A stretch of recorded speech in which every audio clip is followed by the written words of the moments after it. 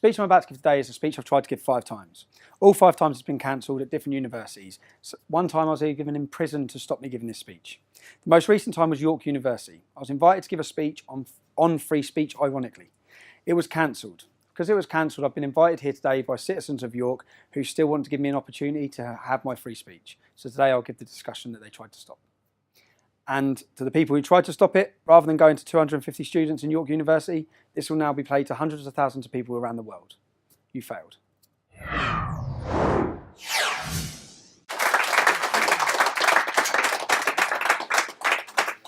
I'll start off with thanks for making me a bit taller. All right. First of all, the speech I'm going to give you today is going to be about free speech and what I'd say is exposing the British police state. I'll start off telling you about where I'm from. Most of you already know. I'm from Luton. Luton is rated as one of the roughest towns in the UK. It has the highest poverty levels in the UK. One of the most deprived areas of the UK. It has a lot of problems. Regardless of religion, it has huge problems. Now, I'm not here to pull the wool over all of your eyes about who I am or what I've done in my life, yeah? Because I've been no angel. I'm not claiming to be polishing my halo. Yeah?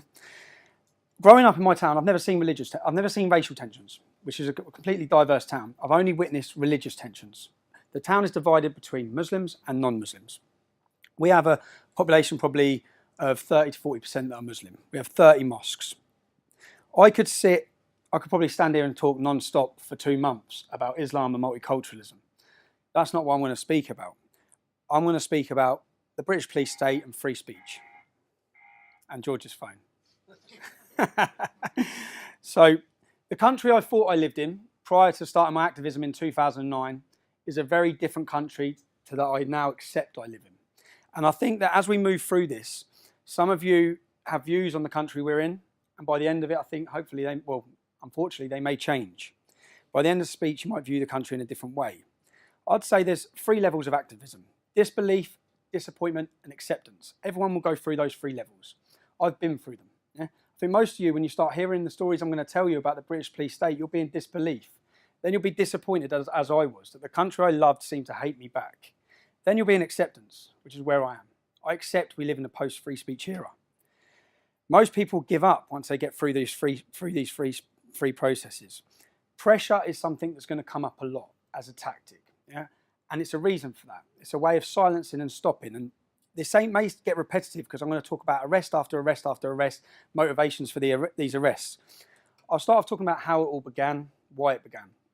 It started with a soldiers' homecoming in my hometown of Luton, where our soldiers were parading through the town. Now, I was there that day. I've grown up in Luton. I've witnessed Muslim demonstration after demonstration after demonstration. On this day, I witnessed large numbers of Muslims attacking our soldiers, spitting in their faces. One of the soldiers' mum's face, they spat in her face. And I watched the police reaction, the way they policed it.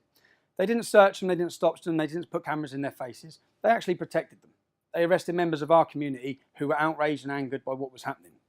Now, if we go to the first video here, this is just a quick snippet of a protest in Luton. These are the things I've witnessed growing up.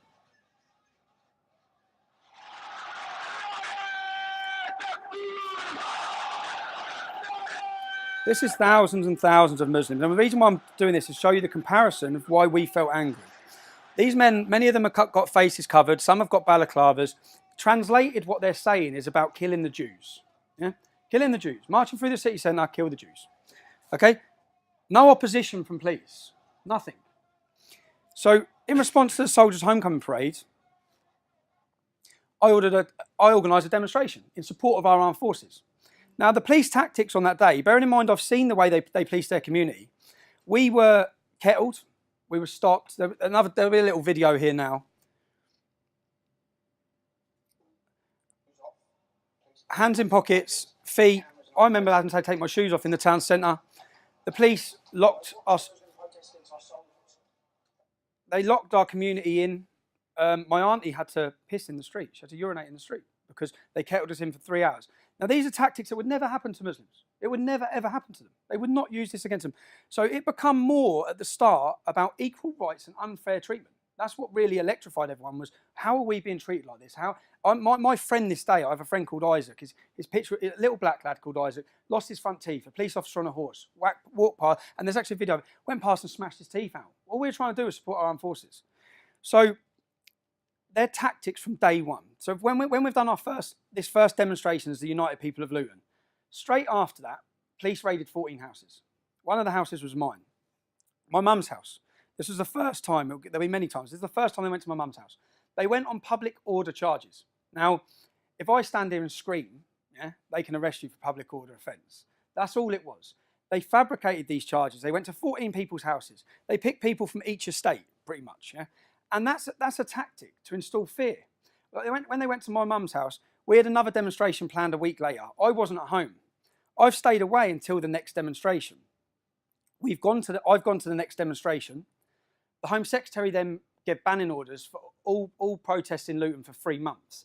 The 14 people that have been arrested, the police gave bail conditions. You're not allowed to enter Luton Town Centre 24 hours a day, 7 days a week. This was the first time I'd witnessed fraudulent cases against people in order to restrict bail conditions in order to limit their freedom. Yeah? This was the first time. So after the second demonstration, I contacted the police to hand myself in. Obviously, you've raided my mum's house. I must have broke a law. You want to see me. We don't need to speak to you anymore. So they didn't need to speak to me because the Home Secretary had given them powers which they were literally just trying to give us via bail conditions anyway. These tactics work. Do they scare people? Yes, they did. Even my close friends at the start, yeah, Tommy's been arrested. Everyone's been arrested. It puts fear. And we had a third. That was the second demo. We had a third demo planned. On the day of the third demo, there's a lot of problems. It was all getting highlighted to the whole country what was happening. We had a third demo planned, but we cancelled it. My cousin Kevin that morning, Kevin Carroll, many of you may know him. Kevin was about 40 years old at the time. 6 o'clock in the morning, he's been raided. I remember getting a phone call. I was laughing at the time. I found out that Kev's been arrested. And he had been arrested, and this is where they choose the dates. So he'd been arrested on the day of our third demonstration. The offence he'd been arrested for was the original soldiers' homecoming, when Muslims were screaming in our armed forces' faces. Kevin, on camera, called them wankers. That's it. He's never been arrested in his life, never been in trouble in his life, lived a straight life his whole life. Here he is getting dragged out of bed at 6 o'clock in the morning, taken through the courts for calling terrorists, because most of them now are in jail for terrorism, for calling them wankers. That same day, and they held that arrest for that date to prevent the third demonstration, but which we'd cancelled anyway. That same day, I'm driving in my car. Police pull me over. I'm arrested on suspicion of driving a Ringer, a stolen vehicle. Yeah? The vehicle I had was on finance from brand new from Vauxhall. Okay? It was a straight, legit car. Yeah? And they arrested me, they seized my car, and they raided my mum's house. So this is the second time in a number of weeks they've gone to my mum's property. They raided my mum's house looking for number plates, they said. 2 weeks later, all charges dropped. Now, what have we done? What's happened for police to be coming into my family's house twice now in a number of weeks? What have we done? We've organised a protest to support our armed forces. That's it. That's what started it. Charges drop. Charges drop will become a common theme in this case, in this story as well, because time and time again, these charges that are fabricated are just dropped. Yeah? Again, 9 months after the United People of Luton, the English Defence League, many of you may know, it sprung up, it spread like a wildfire across the country. 9 months into the EDL, we had the first demonstration for the Scottish Defence League planned. I've gone to Luton Airport. I'm flying out to Edinburgh. I'm arrested by Special Branch. I'm held by Special Branch on a charge of criminal damage. I'm then taken to a police station. 30 police officers have come from Yorkshire. The crime is criminal damage. You know, on the top of these hotel room doors, the little metal connector. At a hotel that I've stayed in Leeds, £30 criminal damage was done in the hallway to a door. I apparently fitted the description of the man that had done it. So 15 police officers at my wife and kids' house with machine guns, 15 police officers at my mum and dad's house, seized all electrical goods. Their warrant said they could take electrical goods to see if I'd booked the hotel. Yeah, this is what it was all about. They took my dad, 65 years old. This is the third time they're in my parents' house, my family's house. And this is all pressure. It's all intended to get your family distraught, upset, And it works because, as any of you could imagine you started expressing your political belief against something, and in 3 times your mum's door's been kicked off. Your wife, when I lived in that house, when they come with machine guns, my daughter was at the nursery. The lady who ran the nursery was 3 doors up. My wife wouldn't take the kid to nursery again after that. It works. My wife was crying, coming home, crying her eyes out. It works. And it is political. And so this charge of criminal damage, Yorkshire police had come down. I was due to speak at a demonstration in Bradford about grooming. Grooming at this point was still hidden. The police's tactic was still to hide it. No one knew about it. Yeah? We were talking about it. The police officers that come down from Yorkshire, when they bailed me on the criminal damage charge, they bailed me. My bail conditions were not to contact the EDL. Yeah? Not to send an email. These were all bail conditions put in. The bail date was the exact time.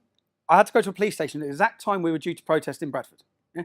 This had nothing to do with a criminal damage at all. Yeah? This was used as an excuse to get in my house, seize my computers, get intelligence. At the same time, when I come home, my wife said, one police officer spent 6 hours at that file. Because their warrant didn't allow them to take paperwork. So instead, what they did is I had the files, which were all to do with my properties and businesses, where one officer wrote everything down. So I thought, what are they doing then? I was confused with what they're doing now. 3 weeks later, once the demonstration had passed, charges dropped. Yeah? So is that okay? No, for me, no, it's not. You've raided my house, you've scared my family, you've intimidated us, and then you've just dropped the case, completely dropped the case.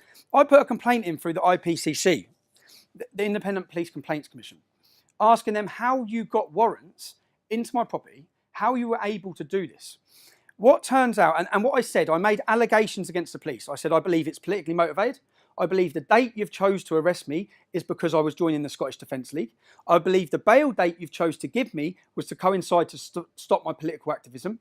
I believe all of these things. They've admitted all of them. When this goes out online for the Rebel TV, you'll see all the evidence, yeah? They accepted it all. Yeah, you're right, we did. It was illegal.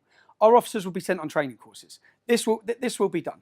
And it's like the knock-on effect. I don't think, unless you're, no matter what side you're on, when you're getting raided and the effect it has on my mum, on my parents, on the embarrassment on the family, and then just to be dropped. And this was the 3rd time in 9 months. 3rd time they've kicked the doors off. We continue. I come out. If you want to go through YouTube, you'll dig up. As soon as I got out of the police station, I'd have made a video about this. Everything I'm saying will correlate, and there'll be evidence and videos to tell the whole story the whole way through. 3 months later, boom, my door goes in. 6 o'clock in the morning. By this time, I've become publicly known and a target. People want to kill me for what I'm saying, for speaking the truth about Islam. 3 months later, doors go in. I run down. I was quite relieved to see the police because I wasn't sure who it could be. When I saw the police, it was a Luton police officer, and the first thing he said is, "I'm sorry, Stephen." I said, "Don't be sorry, you've got your orders." He said, "We're taking your wife." And I'm even getting emotional if you think about it. So they arrested my wife, who was 6 months pregnant at the time. I'm getting now. Sorry, I'm embarrassing. Yeah. She was 6 months pregnant. She went for an 8-hour interview.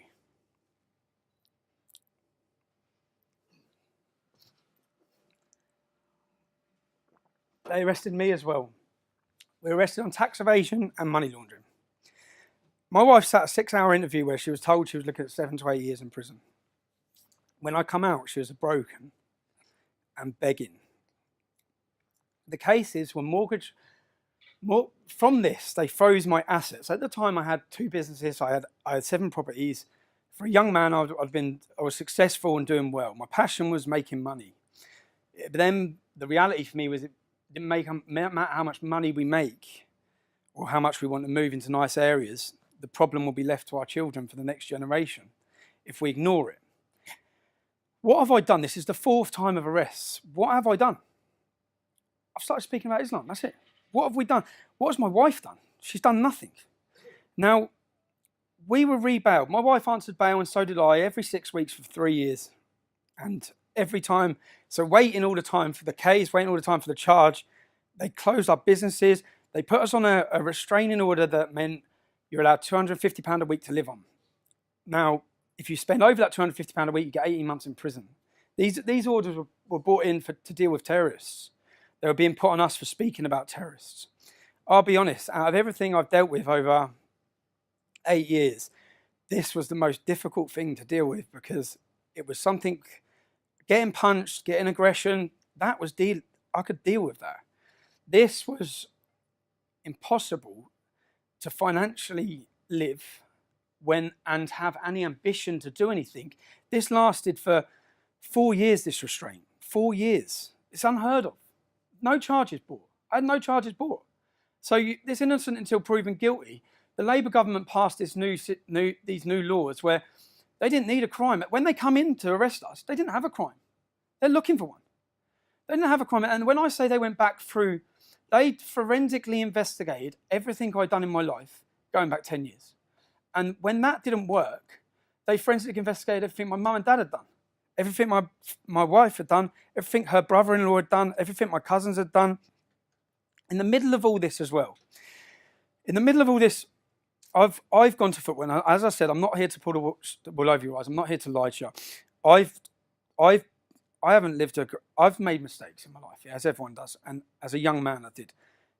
I went to a football match where I was arrested on another charge. I was arrested outside a football stadium, and for nothing related to football.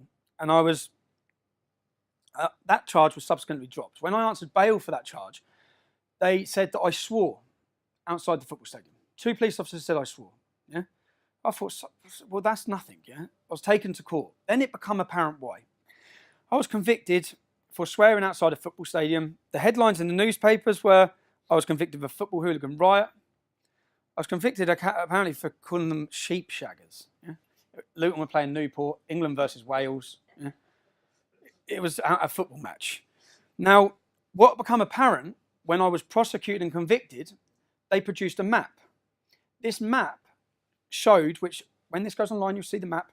This map showed where I was and wasn't allowed to enter for the next 3 years. I was not allowed to step in the Muslim community. They actually drew a map around it.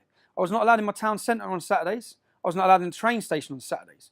So here you had, again, this is the first chance I'm seeing that you are limiting where I can and can't go, and you're using football legislation to do that, yeah? Which has got nothing to do with football legislation.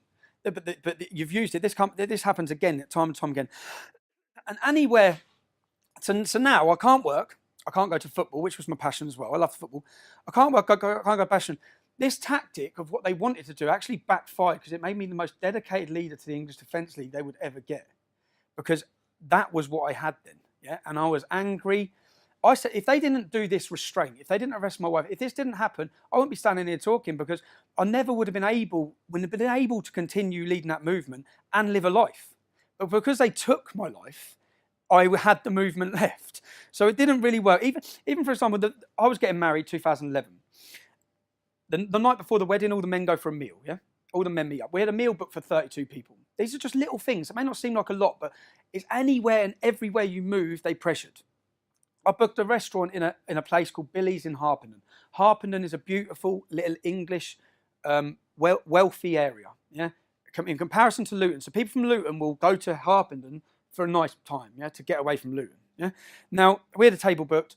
The afternoon of the thing, I get a phone call saying, sorry, we've cancelled your table, from the owner of the restaurant. So what do you mean you cancelled my table? She said, we've had the police in. So I said, look, just wait there, I'm coming to see you. So I went to see her, I walked in and see her, and she said, you? I said, yeah, because I've been going to this restaurant for years. Now, the difference is, in this restaurant, this is a completely, exclusively white town, yeah? There's no black people there. Most of my best friends are black, right? So people in this town would remember. I've been going there since 17, 18, 19 with my group of friends. So the manager said, you're always in here. I've had the police in here telling me there's loads of far-right racist troublemakers and there'll be trouble here tonight. We'll have to have police on duty. I said, I'm coming for a meal. I'm just coming for a meal with all of my family from the night before our wedding. So it didn't work because once she met me and she knew me, and my cousin used to work in the venue, so I spoke to her. She allowed us to have the restaurant, but every little place that they could employ a little bit of pressure. And we haven't even started yet on where it goes. So I was ready for threats. When I started this, I've grown up around Muslims. I know how they work. I know the hostility. I know the anger and the violence. I ended up getting 6 Osman warnings. An Osman warning is a government warning saying that people wish to kill you. That they have intelligence that someone's planning to murder you. Yeah, I could deal with that. At this time, 6 Muslims were arrested with guns, bombs, IEDs on the way to blow up the English Defence League. Yeah, they were in prison for 30 years. I then had a Muslim with a shotgun went for my cousin in Luton at his house. Yeah, it was all over the media. Now, the police then sat us down. They sat us both down and offered us new identities, witness protection, new identities, new lives, new everything. What have we done? What have we done to need new lives? What acts at this point have we done? We've organised demonstrations. We've started speaking publicly about Islam. And here we are with 6 government warnings to kill us, terrorists in jail, and now getting offered new identities. Part of the new identities where we'd have to give up what we're saying, never say it again, change our place, even move us country, the police were talking. Yeah, this is all pressure building, all pressure in it. Now, just before this, in 2010, what they managed to do as a government, as a plan, as a state, is make our voice and what we're saying a fringe extreme element. That's what they managed to do. Yeah, that's what they were trying to do. In 2010, I had a meeting set up with the third biggest PR company in the world, who had contacted us, who had meetings set up in New York to meet members of Congress. So I flew to the airport. I landed at JFK Airport. I was arrested as soon as I landed. I was held for 6 hours. I was told straight that the British had asked them not to let me in. Now, why don't they want us let in? Because our message may go mainstream if we're set with influential people. They're managing. No one who's influential in this country will sit with us, will listen to us, will talk with us. The political correctness is that powerful. It's a different story in the States. If we're talking the truth, a politician will sit with you. So that's where we were at. We were going to meet members of Congress. They stopped us. 2011, I thought, and the whole way through this, to be successful or to get anywhere, we had to be prepared to do 2 things: get killed and go to jail. Because if we weren't willing to do that, then no one would have listened anyway, because no one would have heard what we're saying. So 2011, I decide, I know I'm not getting in America, so I think I'm going anyway. And I think I'm morally right to go. And I'm going with a warning to America of what's happening here. I go. I get in on my friend's passport, insanely enough, on September 10th. I get home. 6 weeks later, I'm arrested by British police. I'm remanded, instantly remanded, into Wandsworth Prison. Now, in comparison, there's one Muslim in the UK who has used their sibling's passport twice to try and join ISIS. I didn't try and join ISIS. I went to New York for 2 days. If I'd have known I was going to get 10 months in jail, I'd have gone for at least 2 weeks. But I ended up getting imprisoned, and I spent 22 weeks in solitary confinement because my life had gone so chaotic. I was neglecting my family. I was English Defence League, English Defence League, English Defence League. That's it. Yeah? And then I had a chance and a time to think about the effect it was having, where we were going, what we were doing. The movement changed on the outside whilst I was in prison. I'd fought for years to keep far-right elements out. They were welcomed back in. I then had a time to evaluate. I'd made a decision during that prison sentence. And the reason why I talk about this prison sentence is because to get around their laws, because you're only allowed to spend 28 days in solitary confinement because of your mental health issues. Yeah. What they did is every 28 days, they moved me from one solitary confinement prison to another. So I went from Wandsworth to Bedford, Bedford to Woodhill, Woodhill to Wandsworth, Wandsworth to Wayland, to get around the laws for what they were doing. Yeah? Now, when I was in Woodhill prison at this time, for me to walk from here to there, for me to get taken out of my cell, they locked the whole place because they were fully aware he'll get killed. Yeah, because our prisons are like radical training camps for Muslims. Now, I had a visiting room where my wife would come and see me. I was the only man in it. It was twice as big as this. I felt like Hannibal Lecter. Yeah? But I felt safe. Which is what mattered. I felt safe because I knew no one was going to get to me.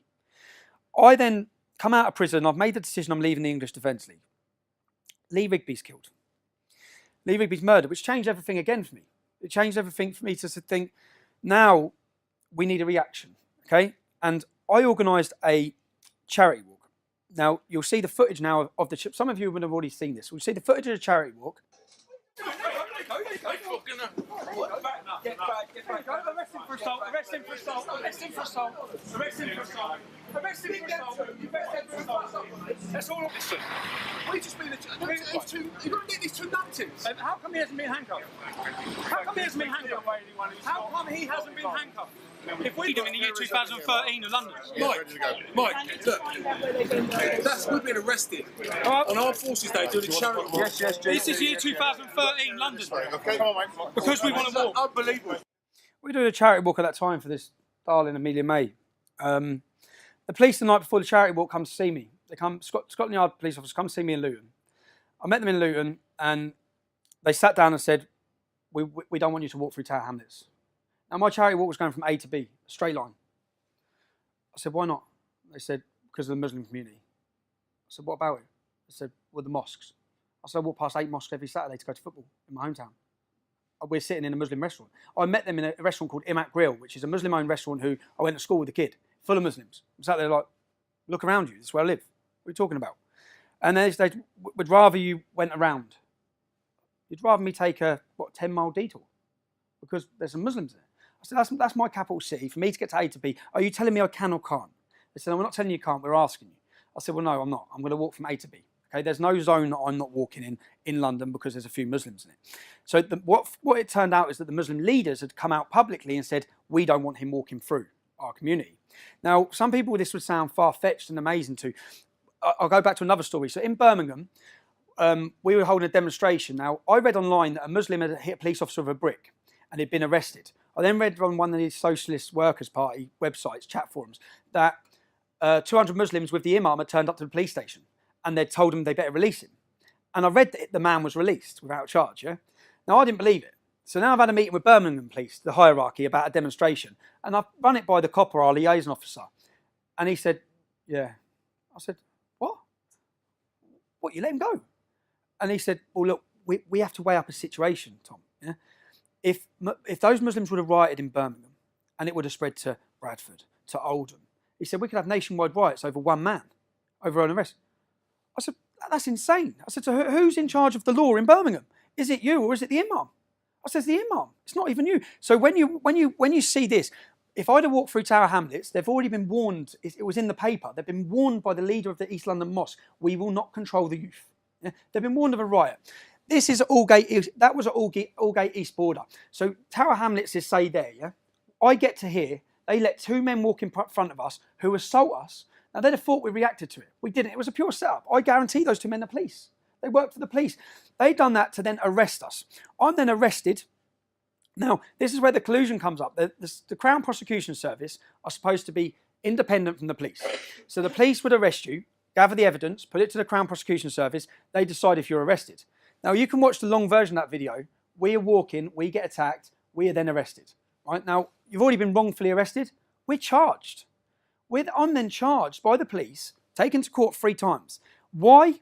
Because as soon as I was charged, the police gave me bail conditions not to enter the borough of Tower Hamlets. I spent over 6 months not being allowed in the borough of Tower Hamlets. The minute those conditions were released, what I said is that the police are creating, at this time, our argument was you're creating a Sharia zone for people who oppose Islam. You're creating a zone that we're not allowed to walk through. And as soon as my bail conditions were off, I said, I'm bringing the English Defence League to Tower Hamlets. Yeah? But in response to it, I organised a demonstration to go to Tower Hamlets. The Home Secretary, our now Prime Minister, they imposed conditions saying we weren't allowed in Tower Hamlets. We went to the High Court. Even at the High Court, the police put the charges against myself. We went to the High Court, and their argument was, which they admitted in court, we're not worried about the English Defence League. Yeah? What we can't control is the reaction waiting for them. So what we're going to do is we're going to limit your freedom, what you can say, where you can protest, when you can protest, because mob rule works. Yeah? Unfortunately, it works. They're going to smash everything up. They're going to write, we can't do that. I'm then arguing, it become an argument about the police. I'm then arguing the police saying that after this demonstration, I'll come on my own and protest in Tower Hamlets if I want to. I won't bring the English Defence League. I'll come on my own. Straight after that demonstration at Aldgate East, I was arrested. I was arrested and charged because my speech went 6 minutes over the allotted time. I was then given bail conditions not to enter the borough of Tower Hamlets. So all of these tactics of keeping cases going, of fraudulent arrest, is all to limit where you go and what you're doing. Right, I'll show you another video now. So I had, bearing in mind, 6 weeks prior, Muslims have been arrested in a car with guns and bombs on their way to kill and target us. I get a phone call from my family saying there's a car full of Muslims following us. Yeah, and my family would have been spotted. I took my kids to a party in Luton. I walked in the party, I saw the ginger convert, Roger Ibrahim Anderson. He calls himself Ibrahim Anderson. I grew up with this kid, yeah? He's now in jail for ISIS terrorism. Now, I walked in, I saw him. He was on his own with his kids. I'm with my kids taken to a party. I looked, nothing happened. I thought, sound, he's with his kids, I'm with my kids. 10 minutes later, when the other dad said, mate, you need to look outside. I've looked outside, there's about 60 waiting up. Big bearded mullahs, So then 6 of them have come in. I've gone into the kitchen when they've come in. I've given my kids to the woman and say, look after my kids. I've gone into the kitchen. I was trying to find something to protect myself with as they come in. Police have come from everywhere. Yeah. So from this, they've seen members of my family. Yeah. They're then following the members of my family weeks later. I get a phone call saying that they're following this. So I said, I'm on my way. So I'm in town. I jump in the car. I'm racing 100 miles. I'm racing as fast as I can to get to the road. I come screeching into the road. When I come screeching into the road, they're all standing outside. And then you'll see a video now. You'll hear the Muslims are all there. Play the video. It's hard to see because it's on old camera. You can see all the silhouettes up here. They're all shouting, come on, come.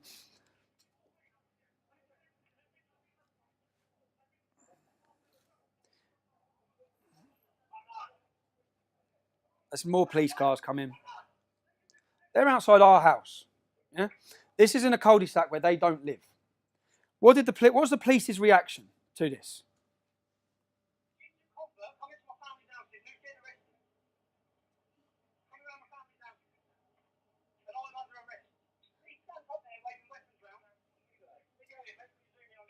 They arrested 3 of my family. I was held for 36 hours. They got an extension. Now, I'm thinking, 6 weeks ago you caught someone on guns and bombs. This is the same group, yeah? What were they coming to do? What did they have on them? So I'm sitting there thinking, I wonder what you found. I get through to my police interview and I ask the police officer, what did you find? Straight away, what did you find? What did you find? She went, what? You haven't even searched them, have you? You didn't even search them. Have you arrested them? They were not arrested. They were not searched. In the end, there was about 20 of them. We were held. Now, this just shows the pure double standards and lesson. And when she said, why would we have searched them? I said, I told you, they had weapons in their hands, standing on the grass. That's how blatant they are. Yeah, they don't care. They had weapons in their hands. And they said, well, we didn't know that. I said, I know there's a video because my neighbour was videoing it. I know there's a video of me telling you that. Yeah, they went and raided the house looking for the camera. They went to the neighbour's house. So I come out, make all this public. Next, so bearing in mind, when they arrested me and my wife, we've been on bail conditions for 3 years. I'm charged. They didn't charge my wife. I'm charged. I'm charged with tax. I'm taken to court. Their whole case of why they've done this, they say I owe them £137,000 tax. That would mean me not paying tax on about 300 grand, wouldn't it? I did have a business that was turning over quite a bit of money at the top for those few years, yeah? It took 20 minutes in court for me to produce, for the evidence to be produced. I owed them not a single penny. Bearing in mind, they've closed my businesses. They've destroyed my shop. They've destroyed everything we're doing. And then within 20 minutes, we got not guilty. After this, I'll explain the mortgage case. I then had a mortgage case where I was charged with mortgage fraud. Between me and my wife, we had 7 mortgages. What they did is when they had nothing against me, after 2 years of my investigation on me, they started targeting my family all around.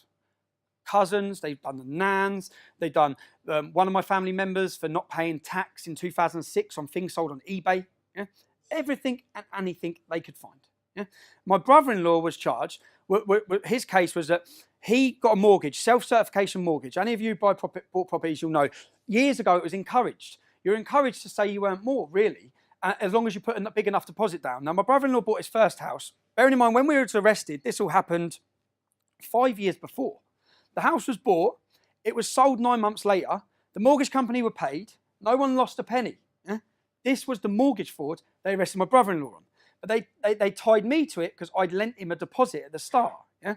So this was the case. This was the case. Now, at this time, you have to understand that I have many family members who have good careers, good jobs, and good lives, yeah, within my family, who were terrified. Yeah? Terrified of being involved in a court case, a huge court case with me, because that would mean they're exposed as related to me, and they become a target. Now, this tactic was working perfect for the police because this is a pressure tactic, and it worked. I went home with family members crying, who are crying and begging, like, this is your fault. And I said, you're letting them win. This is what they want. This is why they're doing this, yeah? Now, I've had a not guilty on tax. The minute I got the not guilty on tax, the mortgage is the next week. The first thing they did then was my wife, who's been on bail for 3 years, they said, set a date in court straight away, set a date for Jenna to stand trial. So I'm got not guilty on tax. They had no case. They then set a date a week later that my wife's going to go into court. So no one knows what my wife looks like. You all just have to look online to see what response I get when I walk around our hometown. Yeah? My wife doesn't get that because no one knows who she is. So it's a bit of security for me is that she walks down the streets with the kids and it's all right. Yeah? So I've managed to keep it like that. I live 2 separate lives. I've had to go home and say, Jenna, you're on trial next week. Yeah, the 3 years you're on trial next week. The media is going to be there. There was Muslim and far left organisations sitting in the gallery waiting. Yeah, the date's just been given out, and this is all part of their game or part of their tactic. I view it all like a game of chess. So I think, what are they doing? What's next? What's their outcome? What are they doing? That night, I went home. I told my wife, "You're in court next week." 4 o'clock in the morning, and because I've filmed everything 4 years. I had someone covering me at the time. The cameraman comes straight to my house. Police come to my house at 4 o'clock in the morning, counter-terrorism. They said, you've been named in a list to be killed at all costs by Al-Shabaab. Al-Shabaab are a terrorist organisation who 6 weeks prior had done the Kenyan shopping mall massacre. Yeah.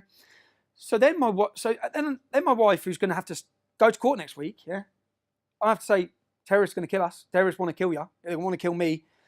All of this. And then I'm questioning, have I been named? Or is this part of the pressure? Because they've got no evidence on me. I'm walking on this case, yeah? But they've got little stupid bits of evidence for tax and irregularities against 5 or 6 of my family. Yeah? So I know the whole time, which I kept saying to my family, when I get to court, this isn't about you, it's about me. Yeah? I'm getting offered a deal, I know I am. So, and again, my views are my views. They're not my wife's views. They generally are not my wife's views. She despises it. So I get to court. I say to my wife, I walk into court, I'm offered a deal. Plead guilty to these charges, we drop the family. Yeah? The charges they wanted me to plead guilty to would have resulted in 5 years in prison. And again, all of this is documented through documentary makers, which will be coming out soon, is I walk outside and I ring my wife. I say, look, I've been offered a deal, I'm getting 5 years, but don't worry, everything's dropped against you, blah, blah, blah. My wife's crying hysterically, saying, please don't, 5 years is too long. Bearing in mind, we know I haven't done it.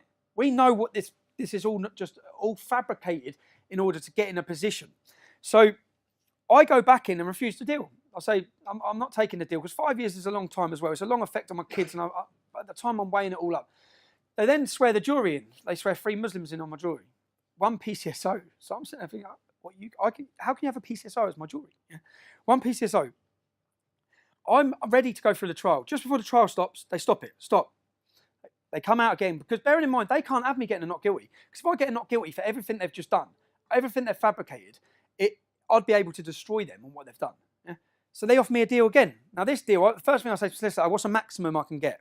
Maximum I can do. He said 18 months. I weighed it up. 18 months means serving 6 months in prison. I'm taking that straight away, and they're leaving everyone else. So I say, give me an agreement. I want it in writing. When this goes online, you'll see all the written agreement. Yeah, the written agreement was, we will drop the case against your wife. We will drop the case against Neil, which was another relation. We will drop the case. We will not take proceeds of crime, which means all the assets they've had frozen, my properties, will be released back to me. Now, I took that deal, so I went to jail. I got 18 months. Bearing in mind, what the crime was that my brother-in-law filled a mortgage form out wrong. The mortgage company didn't lose no money. No one lost no money. I'm then taken to Wood Hill Maximum Security Prison. That's one of the worst prisons in the UK, where it houses some of the country's most prolific Muslim terrorist extremists. I'm took there for this. Someone's filled their form out wrong. As soon as I get there, the difference is that when I was in there in 2011, 2012, when I was in there on solitary confinement, as I've said, they locked the whole prison to get me from A to B. This time, I'm just put straight on the first night centre. So straight away I'm thinking, well, this ain't right. I'm going to get killed here. The door opens. It's a Royal Marine, an ex-Royal Marine who's now a prison officer. And he said, when we come to get you, do not leave this cell. Your life depends on it. Yeah? I went, all right. Shut the door. Half hour later, my door opens. He's there with 2 other men. Yeah? You're going B-wing. I said, I'm not going anywhere. Yeah? He stepped straight in. If you don't go, I'm going to arrest you. So he was giving me a way out. I said, arrest me then. Yeah? He arrested me, took me straight to the way you get arrested. You go to the block. Yeah? Took me straight to the block. When he's talking to me, he said, you know where they were taking you? I said, where? He said, you know the 6 that are in for planning to kill you, that got 30 years? I said, yeah. He goes, they're putting you with them. He goes, Rach, I've got the name. I don't think I put the name in my book. The woman who, because I checked who made the decisions afterwards, the woman who made that security decision to put me there, like even that screw that told me, he said, she'd have been done for corporal manslaughter. Yeah, she would have got done because you'd have got killed. But you're dead then. Yeah? So there's no help. So the next day my solicitor's come to see me. This is in the prison. So I've gone to see the solicitor. I've sat down with my solicitor. Afterwards, there's a waiting room like this. The door's open on the waiting room. I've seen the beards straight away. I got locked in the room. Yeah? I got locked in the room and violently beaten up and battered. The Sun newspaper run a headline saying, like it was funny, Tommy gets done. Yeah? Tommy gets done. And it was Muslim. So I lost my teeth. I was beaten up. And they're supposed to be, that cannot happen. There has to be a duty of care in prisons for prisoners. You're not allowed to put, if someone's from one gang and someone's from another gang, they're not allowed to be near each other. Yeah, that's what they do. You're putting me, the most prolific and hated man from Muslim terrorists, because I've committed blasphemy and criticised their prophet, and you're giving me on a plate to them. The only thing that I was lucky was that I could tell by the Muslims, when they locked me in the room with them, they didn't know I was coming in. Because their faces looked like, oh my God, he's in the room with us. Yeah? And then it just went off. But if they'd have known I was going to be in that room, they'd have had Chivs, they'd have had Blaze, they'd have been waiting, and I wouldn't be here. Yeah? But someone pulled strings to do that. Someone pulled strings to put me on B-Wing. Someone pulled strings the next day to put me in there. Someone had to, it can't be explained, and I'll get onto other prison sentences where exactly the same happened. I'm then taken to Winchester Prison, luckily, because by this point, my family on the outside are contacting MPs. There's a campaign on the outside to try and keep me safe from people complaining, and contacting across the country. I was getting letters, legal privilege letters coming in, where people were sending letters to their MPs, going to their MPs, saying what's happening to him in there. Yeah. So then I was moved to safety of Winchester Prison. I say safety. I still have a few problems, but there's not as many Muslims in that area of the country because it's a local Cat B. Now I was in there, coming to the end of my sentence. I get a visit. Which I think is a legal visit. I sit down, there's two men, younger than me, smart, dressed in suits.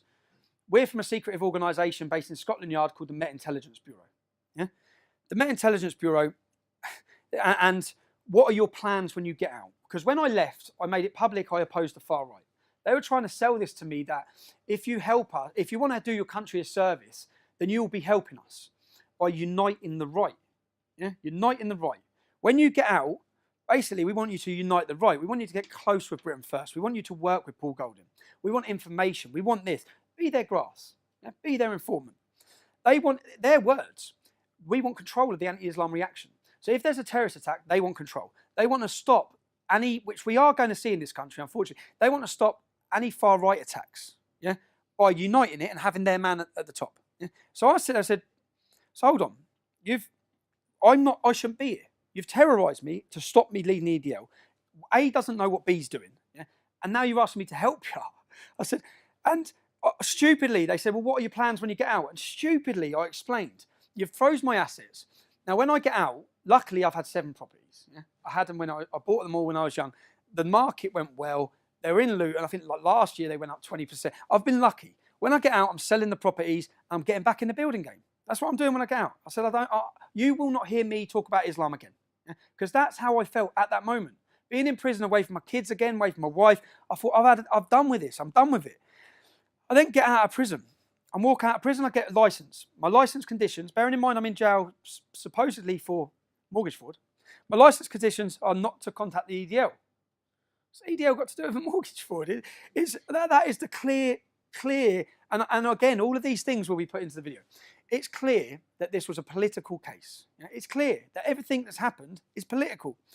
I then say to my probation, my friend Paris Okai, he died of a drug overdose at this similar time. Yeah? And I want to go to the funeral.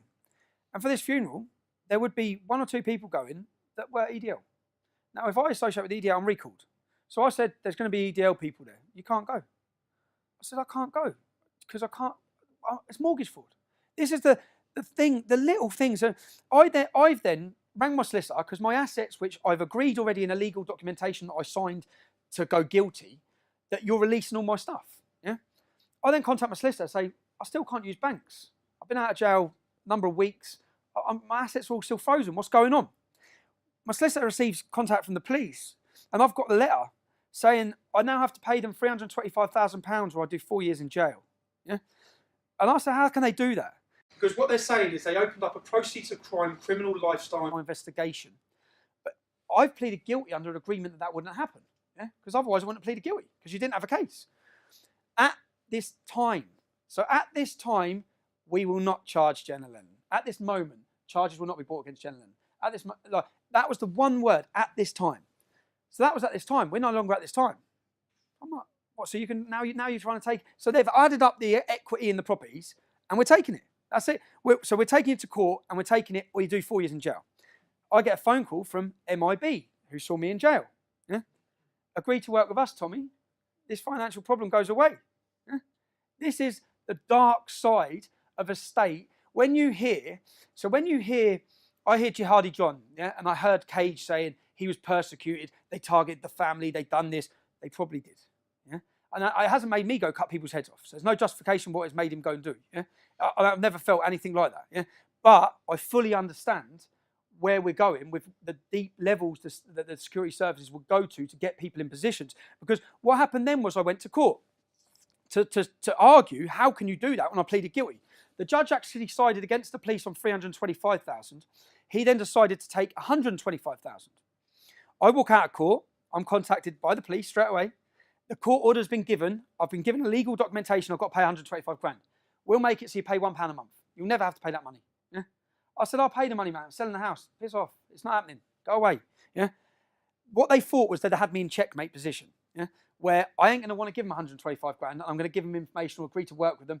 Never happening. That's why I said I'm not going to be anyone's bitch or grass. It's not happening. I've actually got now, thanks to a donation campaign that was put up recently, I've had a country's top QC go through this case.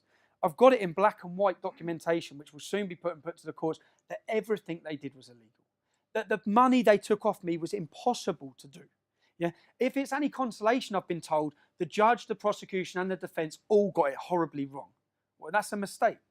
That's not a mistake. You got me in a position where you had me, where you thought I'd work for you. This is where it gets worse. I'm then driving in a car, and all of this again, I've got the documentations, I've got the interview tapes. I'm driving in a car, I'm pulled over, three cars block me in. You're arrested for burglary. Burglary, house burglary. House burglary. Now, many things I've been or done, or people would assume with me. Yeah? Burglary? I'm then bailed, and at the time, I'm trying to work this out. I'm out of jail a month. I've got another 8 months left on licence. And I'm thinking, when you're on licence from prison, if I fail a drug test, yeah, for your arrest on burglary, they drug tested me. If I'd have failed the drug test, I go straight to prison for 8 months. So in my head, I'm thinking that's what this is about. Yeah?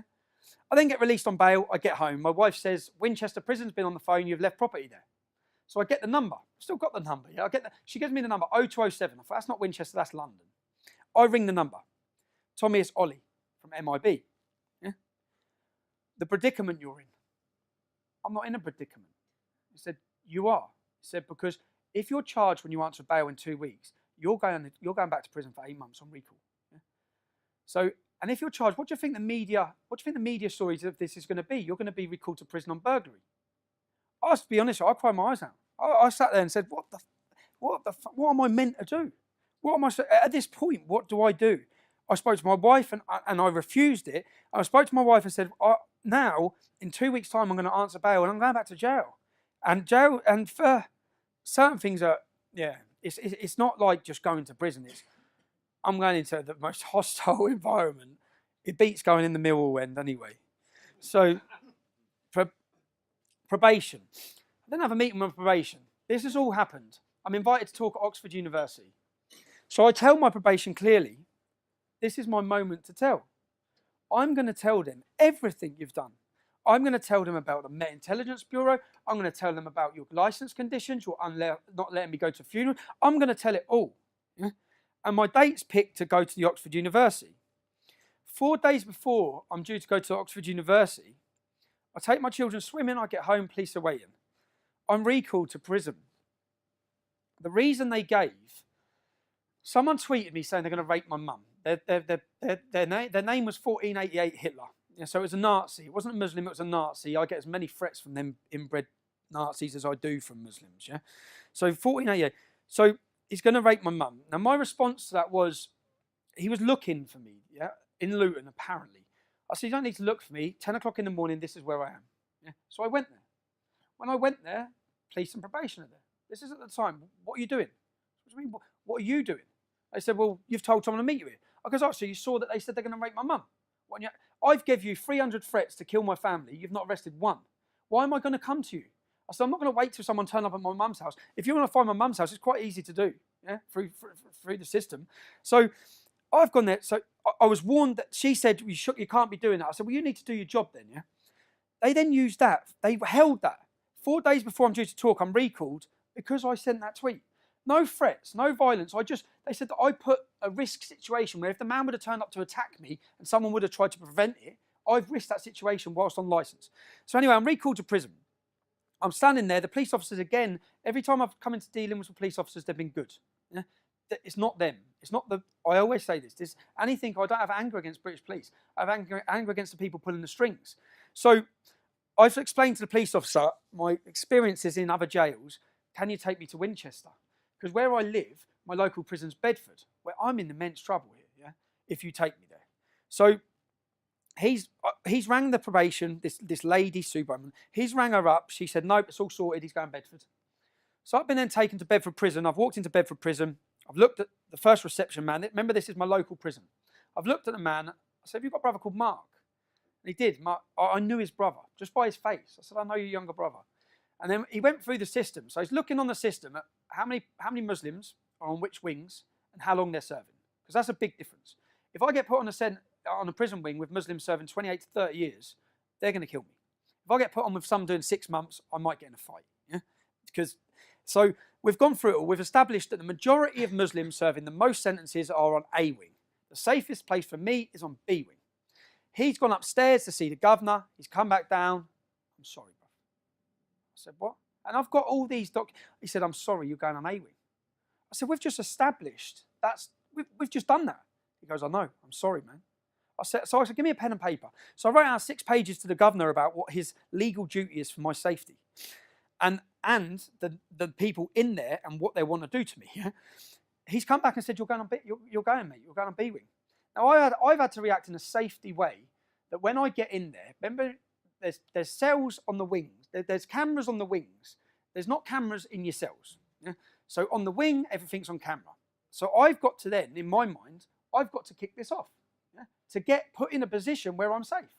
So I've gone in at 10 to 12. I've come out at 12 o'clock for dinner. I've walked straight into the canteen and said, which Muslims want to have a problem then? Yeah? And I've then started fighting in the canteen. And if I hadn't done that, I'd be getting it in my cell by 10 men. Yeah? Because I should not be in that position. And bearing in mind, I'm on a 28-day recall. So I'm then put in there, and I've come out. So I've then been arrested. I've got all the paper, put on solitary confinement. I'm safe. Yeah? I'm getting out of here. I'm seeing my kids. Right? I come out of prison. I sit down again with the probation officer, who I know that she's the counter-terror lead, and that's who's dealing with me. Yeah? I had to see him once a week. I had a friend who'd done manslaughter, who was seeing his probation officer once a month, and I'm like, oh, why have I got to see mine once a week? A mortgage form was filled out wrong. Now, Oxford again. What they didn't realise is I've arranged to talk at Oxford again. So when she sat down, I said, I'm talking at Oxford in 2 weeks. I said, and you just added longer time to my speech about what you've done. Now, 4 days before it, I dictaphoned the conversation. They come to my house again. And she come to my house and said, if you speak about Islam, if you speak about the Quran, if you speak about Muhammad, if you speak about the police, you're going back to jail. So I went, all right. I said, I'm still doing the talk at Oxford. Yeah? Now, if you watch my speech at Oxford University, I come out and say, the speech I wanted to give you, I've not been able to give you. I can't give it. Go dig it up. I said, what I'm going to talk to you about today is my life. And I didn't mention Islam, didn't mention the Quran, I didn't mention police. Yeah? Because I wasn't allowed to. And I said, that's free speech. And you can watch and see that at the start of my Oxford speech. And I said, yeah. Now, after this, I'm due to talk at the House of Lords on the 22nd of July. 22nd of July. Room booked. I'm giving a speech at the House of Lords about this. Yeah? I've managed to get a friendly acquaintance in there who's going to let me tell the story of free speech, let me tell the story of the police state, let me tell this story. 8 days before I'm due to talk at the House of Lords, guess what? I'm arrested. I'm taken to Luton Police Station. A fat police officer, huge, come in and said, we can work, we can help you, you can help us. I've done this for counter-terrorism. I know I've got 8 days left of my licence. Yeah? 8 days. So in 8 days, you can't do anything. So I don't care. Yeah? Do your best. You've got 8 days. I'm sitting in Luton Police Station. I'm taken to Peterborough Prison. I'm not even given the reason why I'm recalled. I'm taken to Peterborough Prison, And again, this is when I come out of prison each time. I come out of prison, so I'm not going to break any laws. No, I'm not going to get in trouble again. I'm not going to do anything. I'm not going to put my children through this again. And here I am twice in a situation again where I'm having to kiss my kids goodbye for something that I ain't done. And 8 days I'm recalled for. My license runs out on the 21st of July. Yeah? They held me past my license. They held me to stop me talking at the House of Lords. And this was all in the papers. It was all at the time. He's been recalled. And guess what happened when I'm recalled? So I'm recalled. I tell the prison when I get there, you know who I am, lock the door for 8 days and open it. Yeah? Because if you put me out there, we all know what's going to happen. I'm telling you, I'm in fear for my safety. Yeah? I'm telling you that. Right? That's what's going to happen. Put me straight on the wing. They put me on the wing with 4 Muslims who at the time, again, I've got all their names and the case that they were on. They cut a man's nose and ears off. They stabbed him to death. They're on the wing with me, 2 doors up. I walk out and I didn't go off my instinct. What I did in Bedford, the reason why I didn't go off my instinct, because I thought if I can try and ride this out for 8 days, if I do something like I caused trouble, I'm going to get longer. I want to get home. Yeah? I'm then standing on the wing and a white lad comes up to me, puts his hand over his mouth. He says, "You're going to get done with boiling water." Yeah? In prison, they put boiling water with sugar, throw it in your face. It's called napalm. Takes your skin, takes your face off. Yeah. So I said, "All right, who's going to do it?" There was a Somalian kid at the door. He said, "The Somalian." I'm then looking, where's the boiling water machine? Where's the boiling water machine? I don't give the man a chance. Yeah. This was on a documentary called 24 Hours in Police Custody. I walk over, before he has a chance to turn around, I'm hitting him. Yeah? I'm not waiting for that moment. And I shouldn't be in that position because I've already told you that's going to happen. Right? I'm held. I explained the situation to the prison. I told you what was going to happen. We know what was going to happen. I've prevented it happening. Yeah? I'm released from prison. This is where it changes. Their tactics of targeting me for years, targeting my wife, targeting my mum. Change of tactics. Change of tactics now is the kids, in front of the kids. Yeah? So I then go on holiday, 2-week holiday for my wife and kids. I land at Luton Airport. The police are waiting at the airport. They arrest me in front of my wife and kids. Got 3 suitcases. They leave my wife there at midnight. I'm arrested for a racially aggravated attack on the Somalian who was going to do me with boiling water in prison. Yeah? I'm then prosecuted. And by this point, I mean, I've given up. I've given up fighting because they can do what they want, and I know they can. Yeah? At this point, a friend in Canada set up a campaign to get me the best legal representation that money can buy. And it was for the first time ever, people donated in a huge way. Yeah? And I had the best legal representation. So I went to this court case. And when I was arrested, first of all, the clip that they showed me of me walking over and beating up this Somalian, the clip that they showed me was literally just that. And what I said at the time is, you need to cut 20 seconds before and 20 seconds after. You'll see the man stand next to me talking to me. You'll see him come up to my cell afterwards. Yeah? You'll see that what I'm telling you is correct. We hold on. They're not answering requests from the solicitor's office for the footage. They've only got that little snippet bit. When we get to court, we haven't got the footage of the 20 seconds before or after. Yeah? Luckily, I had a QC who tore it to pieces. He said, "Where's the documentation? Where's your computer system?" They wouldn't give us the representation from the computer system that would have showed them I was in fear for my life. I walked on that case for a not guilty. If I hadn't had that legal representation, I'd have been sent to prison again, in a position that they wanted me in, where my life is in danger. I've tried to give this talk about these issues so people can hear what they've done and what's happening. I've tried to give this 5 times. Edinburgh cancelled, Durham University cancelled. Each time I've got somewhere booked in to give it, pressure's been put on to cancel. Why? What have I done that warrants this? Again, that's what I'll ask. What is it I've done? I speak about Islam. I tell the truth. I'm honest about it. That change of tactics from my wife to then my children. You've had the arrest in front of my children. Now, my daughter was moving to the bigger school, yeah? So I had to sit her down in the summer and I had to tell her who Tommy Robinson is because she didn't know. Yeah? She's never heard of the English Defence League. So I sat her down and I went through saying, "Darling, when you go to big school, people might mention this, they might mention that. They might talk about me going to prison. I've been in prison." It's all news to her. She thought I was working away. Each time I went away, she thought I was working away for the prison sentences. I'd ring her every day. Even when it was building up to Christmas, I said I was helping Santa to my young kids, and I'd say, "What do you want made?" And I'd get the present that they wanted made, dropped there every week. So then I'd say, "Did you get it?" So they were thought it was all that. So I've had to then say, "Look, I've been in prison, darling, but you have to understand that I didn't do anything to be in prison. that warranted me being in prison. Now, that must be hard for a child to understand.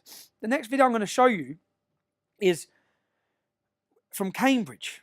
I've gone to Cambridge with my children. Is that the next video? I'm not having an interview. I've already told you. So you're telling me what? I've told you already. Yeah. Are you going to leave? So hold on. Are you going to leave immediately? I'm with my children, and you're telling me I have to leave immediately. Are you going to leave? What? You're going to get a Section 35 dispersal notice. Okay, we'll give you a 35 then. Tell me for what? I'm with my children. I'm with my... Hold on. Hold on. I'm with my children. Stop, get that thing in my face. I'm not being interviewed by you. Right.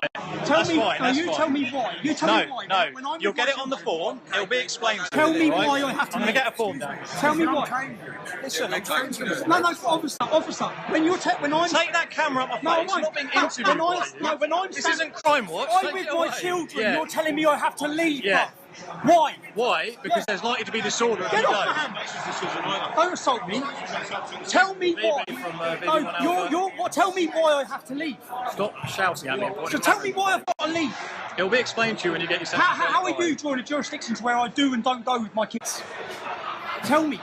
Tell me the reason. Shush! I'm trying to talk on my radio. Hold on, you've told me I've got to leave. Just trying not to take your hand away from him. He's touching my hand. I'm minding my own business. I'm minding my own business. You've come off the street to where I'm having a private drink with my family, and you're telling me I have to leave. I can't hear you, mate. I can't talk. We're upstairs. Tell me why I have to leave. Mate, you know this is ridiculous, yeah? You're from Luton. You know this is ridiculous. Tell me why I have to leave. At the end of the day, the boss has authorised a Section 35. But we've already cleared it. Why? I'm with my kids. We're allowed to stay. You haven't cleared it with the boss, have you? I'm with my children. Decision, mate. What sort of law? You're going to drag me down the street without What sort of law in a free country tells someone where they can... Mate, so the decisions be made locally. What sort of law tells a man with his children he has to leave a city? What is that about? Right. What is that about? What is that about? Freedom, democracy, Britain. What's that about? Quite simple. I should be... Do you want me to explain it? Tell me why then. Tell me why I have to The leave. situation is, because of the lessons we've learnt in the past, we know that if certain groups stay within the city, I'm then with it my causes children. violence. Okay. I'm with my children. Unfortunately, a city I'm with my manager family. makes no difference. Same Why rule doesn't for it? everyone.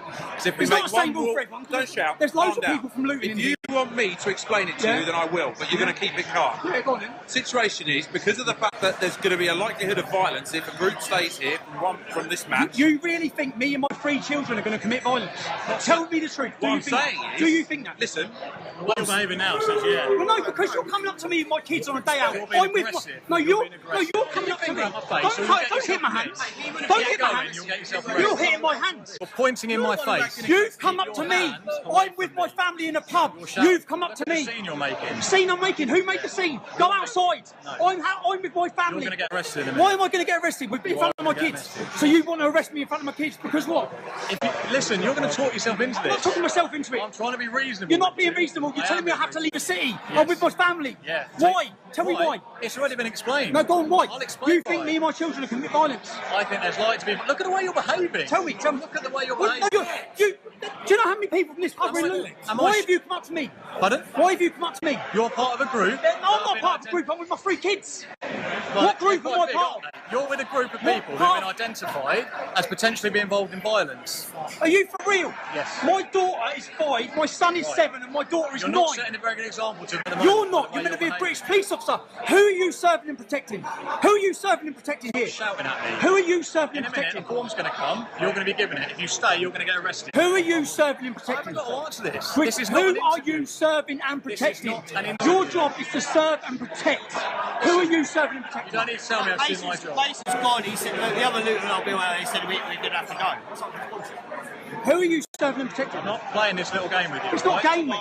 It's I'm in- out with my children. You're I'm going out to be with my given a children. dispersal notice. I've explained it to you. I'm not doing it again. When the officer gets here, you get the form. If you stay, you get arrested. It's as simple as that.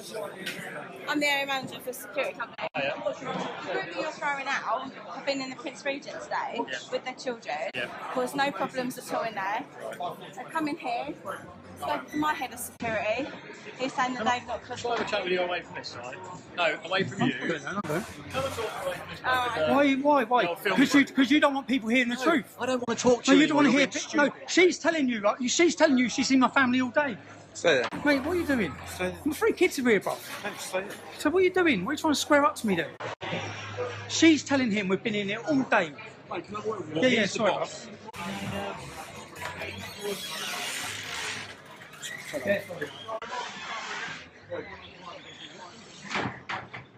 I've already said you're not been good as gold today. I know, bruv. That's my missus and all. Your missus, yeah. Fair play. Respect her. Because she's just told him straight. I've told the cop that you lot have been. He's been sound as a pound, mate. You lot haven't been any trouble. I know. No aggravation whatsoever. Even your friends. I don't know if they were your friends at the day. They're not friends. They're not friends. But they've been no trouble either. We're not, girls, we're not getting forced to leave. We're not. You alright? Sit down. My jacket. Where's your jacket, darling? Spencer, where's your jacket? No, Mason. Oh you shit, left he's yours just in brought the the car. jackets down. Have you got his jacket? Do you think you can set a good example? Yeah, yeah. That's all. Poppy didn't bring They know he's looting, he I know doesn't he agree is, but it's to us. embarrassing. Go get your jacket, Spencer. No, he's here. Mate, he's on that side. I'm on the side. You know, you've got to go one side.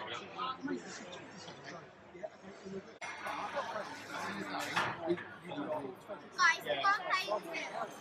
Yeah, you go play field, kids. Go play field. Come in. Go play field. See you later. See you later. Fucking bollocks, mate. We'll have a beer next time. Sorry for bringing the kids out. We're not allowed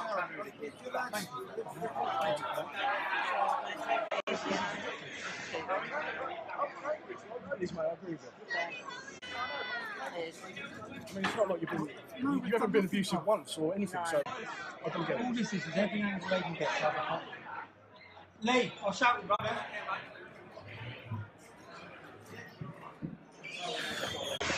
Am I getting the section 30? Section 35, yeah. I'm getting the section 35. Come outside, we give it to you now. Do you want to give the children a section 35? Pardon? Do you want to give my kids a section 35? No. You're going to arrest my kids? You'll get arrested if you carry on. It's not What do you mean I'll get arrested? Who's got 35? So we're going to get an escort of 5 kids to this station. 5? Look how many police officers there are here. I'm out with my 3 children. I'm out with my 3 children. I'm out with my 3 kids. 3 kids. Embarrassing, lads. I understand you've got a job to do and you've got a boss, but you must be embarrassed yourself. You must be embarrassed yourself. Us 3 and 5 I'm out with, kids we're to a out with our station. children. We've caused no problems. It's embarrassing, lads. All the time, is that what you do? You ready, kids? Come on. Alright? Let's go. You get over there, did you? Let's just go. You get over there? Yeah. Yeah? That's alright, yeah. Come, girls. Alright? Down. Don't I'll get your tissue. We have to go. Come on. Come on, kids. Sorry. Come on. No, we've got 5 kids with us, so obviously we're causing loads of trouble and we've got to get out. So. Look at that. It's a fucking joke. Take care. Oh, look, he's even following us now. Follow us all the way as well. Mate, go home. Kids, come on. Come on. Come on, darling. This is what happens when we go to move away. You want to come? Oh, I'm filming it. Get it now and get over. Telling them, Mum, we've got it's very bollocks, isn't it? No idea, darling. Darling, my daughter's crying her eyes out now, lads. So so you're following us. You're following us. You're shouting. You're making my daughter cry. Go away. We're making sure that you They're stay safe. scared. Right, okay. Because of We're you. following you. There's no way out of that. You think we okay? need safety officers? Because Go we're gonna away. escort you. Macy, darling, come here. Come here, darling. It's all right. Come here, sweetheart. It's all right. Girls, it's all right. Come here. Come here. Come here, sweetheart. Come here. Girls, come here.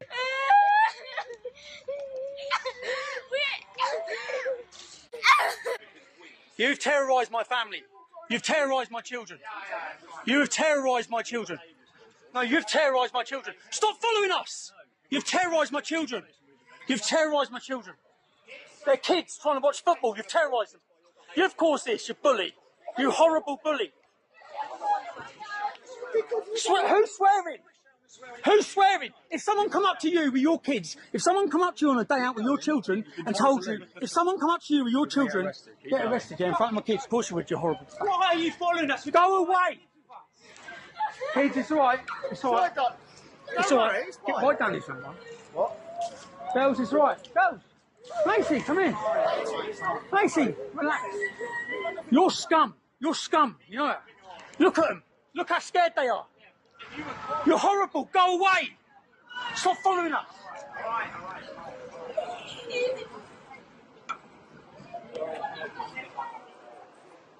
Oh, keep me down up here. Keep me down up. I can film you as well, mate. So. My daughter's crying her eyes out now, lads. So no, you're following us. You're following us. Katie, Katie. Katie, stop, come on. Come here, darling. It's right. Come here, sweetheart. I'm in a restaurant with 3 of my children, with my 2 friends and their children. Police officers have come. You can watch the longer version of that. The links will all be put online. They come in and said, we're ordering you to leave the city. Leave the city now or be arrested. In Cambridge. Why have I got to leave the city? What do you mean leave the city? What sort of law is that? I'm having a Saturday with my kids. Yeah? Are you going to leave the city? We're going to arrest you. So I think, I don't want to get arrested in front of the kids. I'll leave the city. So I walk out to leave the city. Then they follow us with the camera. Then they follow us with the camera. My children become hysterical and scared. Yeah? I said, you're scaring my kids now. Right? My youngest tried to run. The car nearly hit her. Yeah? That's only when they stopped. They were following us. You can't stop us following you with a camera. Yeah? Now, this is, again, a tactic that it hasn't worked. Nothing's worked. Nothing's stopped me. Nothing's stopped me talking. I think some of them be scratching their heads, whoever's pulling the strings, thinking, how has he done that? How has he survived that prison sentence? And how is he still rabbiting on? Yeah? But my daughter, my eldest daughter, who I've already explained all these things to, she said to me the next morning, Daddy, I get it. I said, what's that, sweetheart? She said, the police. Because she's witnessed it. Yeah? And the next time I took my youngest to a Luton police, I took him to a Luton football game after this. When we went past the police, she grabbed my leg screaming and crying. Yeah? I haven't done that to her, they have. I've shielded my family, my children from everything that's happened, even from my politics. I don't speak to my children about Islam. They're children. They don't need to hear about Islam. The school, unfortunately, teaches them about it. So I've gone to the Euros. I've gone away to the Euros to watch football. I've got to France. My wife's rang me up. Police were all over the house. What time did they go to the house? 4:45. Right? Kids getting in from school. Police meat wagons at the house. What are they at the house for? They're at the house I return. The next video you'll see. So I go to the Euros. I spend 2 weeks in the Euros. My mum at the time is ill. I get a phone call saying she's been rushed into hospital. So I come straight home. I come home from the Euros, and you'll see this video now, if you can do that. The video, yeah, this one. But basically, I've been ordered by the UK Football Police in Unit to serve you the son of To come to my house like this with my fucking kids up. You take the fucking piss. I understand. This is bullshit. You come to what's the need for you to come dressed like that to my house? What's the need for you to come dressed like that to my house? Get out of my house. You've given me the sofa. Get out of my fucking house. Thank you. You take the piss. Get out of my house. Thank you. Get out of my house. You come to my house, it's bullshit. You've been summoned for court tomorrow morning. I don't give a shit what I've been summoned for. I've done nothing wrong. I've done nothing wrong. If I've done nothing wrong, what's the need for you to come to my house like that? I know you're upset. Upset? Your fucking kids are sitting up there looking at you. The kids don't want to hear it. Well, what are you here for then? Have a go at me. What are you here for? What are you here for then? I know you're upset. No, I'm not calm down. They take the piss. There's no need for you to come dressed like that to my house when I've done nothing wrong. Other than to intimidate me and give harassment to my family. That's why you're here. That's why you're here. Calm down, Steve. No, how can I calm down? I've done What are you here for? a football banning order. I've done nothing wrong. He's back now. I've done You would have tried to explain to me. explain to me. Why are you coming to my house? Why are you coming to my house dressed like that? No, all right, tell Because my kids will cry every time they see a police officer. Because of what? What have I done? But we I have don't had know. this discussion before. You're not supposed to come here in uniform. You're not supposed to be here in uniform. For the safety of our family. Not for the safety, because No, it is. you know my kids will be crying every day thinking, what the hell are the police at our house for? And I've done nothing wrong. I've done nothing wrong. Steve, I'm only You could have come dressed like that and no one says a word. I'm only taking You can't go to court tomorrow. Now, I'm angry, yeah, about that when they come to my house. The crime, there was no crime. There's no crime. They're not saying I committed any crime. So they're coming to my house again. That's twice. So they've already been there when I was in France. They're there again to arrest me. They give me a court order for the next day. I go to court. What they're basically saying is that my presence My presence can provoke a reaction in a country with a Muslim population, with tensions. That was their argument. In France, there's tensions. My presence there could provoke a reaction. Yeah? Not that I've done anything wrong. So what they then want to do, and this was orchestrated by the football policing unit, which is a section of the Home Office. Yeah, it's not a separate police force like Bedfordshire Police. This is the Home Office. This is the government. Yeah? So when they got the leader of the football policing unit up on stage, up in the court, my prosecution to say, who's decided to bring this case against our client? He said Bedfordshire Police. When they got Bedfordshire Police officer up in stage, he said, I've been forced to do this. When asked in court, you've been forced to do this. Who's forced to do this? The football policing unit. The man who just previously in the dock said Bedfordshire Police were bringing the case. Yeah? So then what they put in to give me was a 5-year ban. A 5-year ban of Luton Muslim community, a 5-year ban again where they failed previously to give me the same as the 3-year ban. I've got these maps that they tried to prosecute. Now, this is 1984. Yeah, the judge's summing up, which went in the papers, was this case is vague, cagey, and dishonest. Yeah, and again, what would I say the tactics are in front of my kids again? The last 3 or 4 things that have happened. You know, after that Cambridge incident that you saw, yeah, I go to Germany. I'm in Germany with Pegida. My wife rings me up crying outside the school. What's wrong? The police have pulled her over outside the school. Cambridgeshire Police have come. I am about to sue Cambridgeshire Police. I'm taking Cambridgeshire Police to the courts because everything they've done was illegal. The money that was taken off me was illegal. That case, this football policing case, where they tried to give me a banning order with no evidence or no crime. Yeah, they just wanted me banned for 5 years. They wanted me not able to leave the country when England play, etc., etc. Now, that cost me £6,000 to defend. I haven't got that back. The judge is summing up. The judge's summing up was cage, vaguely dishonest, give him back his money. Yeah.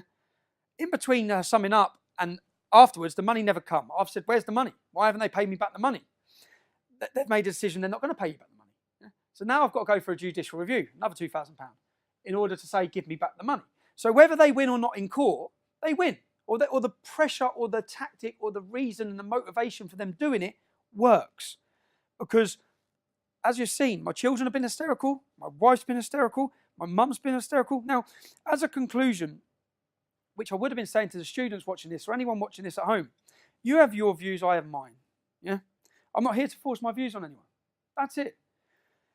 If they can do this to me, they can do it to you. Is this freedom? Does this sound like a free society? If I hadn't told you the names, locations, and places during this speech, you'd be thinking I was talking about Russia, China, or North Korea. That's a reality. Not the land of freedom and democracy, anyway.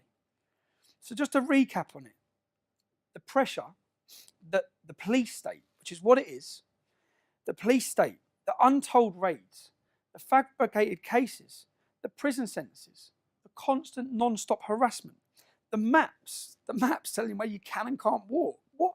And I've seen all this happen to other activists now. This isn't just happening to me. Yeah? What have I done to deserve that? Telling the truth. I've expressed my free speech. I've showed an opposition to jihad. And unfortunately, at a time we're at now, I've been proven right time and time again.